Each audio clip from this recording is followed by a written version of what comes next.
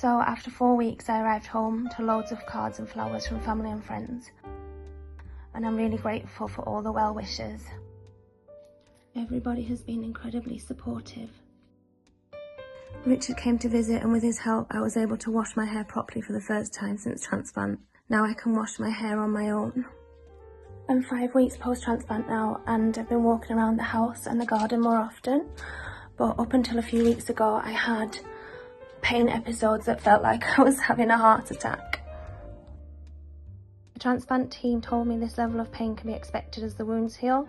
I'm still convinced they could have put me on a higher dose of pain meds than I am on now. I sort all my own medication now, and it takes a while, but you get faster over time. Just before I got back home, I was in hospital for a bronchoscopy. This is where they clean out the mucus out of your lungs and also do a biopsy where they collect a sample of your lung to analyse. Today I'm back in the hospital. I've got the dreaded bronchoscopy later. First I've had an x-ray, and now I'm going to have to do blood tests and a consultation and maybe some other tests. Wish me good luck. The bronchoscopy ended up being okay, but only because I stood my ground to get lorazepam, which is a type of calming drug, beforehand. This is because during the previous bronchoscopy I was traumatised because they didn't give me enough sedatives.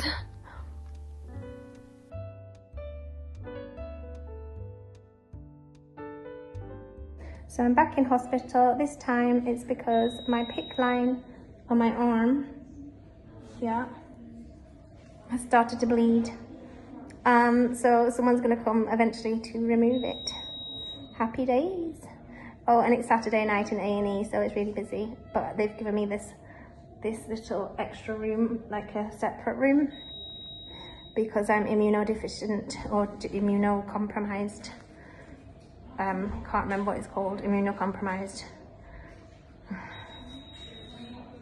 Fun times. So after a few hours in A&E, everything was sorted. I had my PICC line removed, and now I'm officially without any tubes in my body. Anyways, today I also want to talk a bit more about mental health and what support I got.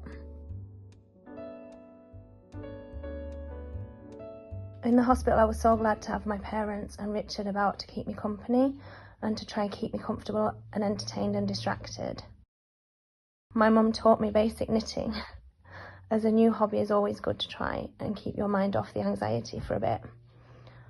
I'll go into more detail soon, but in general my old anxiety and panic disorder resurfaced after the operation. While I was on the ward post-transplant, I got to talk to some psychiatrists and also got a lot of confidence and motivation from the amazing physiotherapists. There was plenty of medical trauma which I'll dive into at a later date. My friends and colleagues have also been outstanding at supporting and carrying me through everything, not just during the transplant but also before that, while I still had pulmonary fibrosis. A lot of the times we would keep each other entertained with memes, of which I've saved loads. There's nothing like a cheesy post on Instagram to cheer you up if you're having a bad day. So me and my friends spoke a lot about mental health before my transplant. We spoke about pacing myself and allowing my body to rest when it needs to. Putting myself first sometimes when I needed to cancel plans last minute. For people who feel bad or guilty for cancelling plans last minute, that's not being selfish.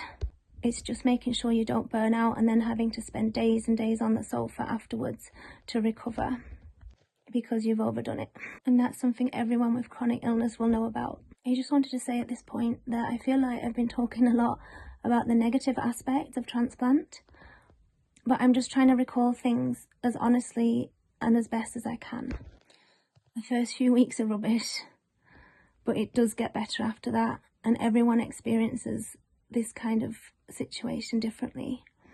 I am really grateful for getting these new lungs, and it's given me a new start in life and a chance to have a longer, more fulfilling life as well. So I'm wrapping this video up for today. I will be talking more about mental health in the context of pulmonary fibrosis soon. Bye!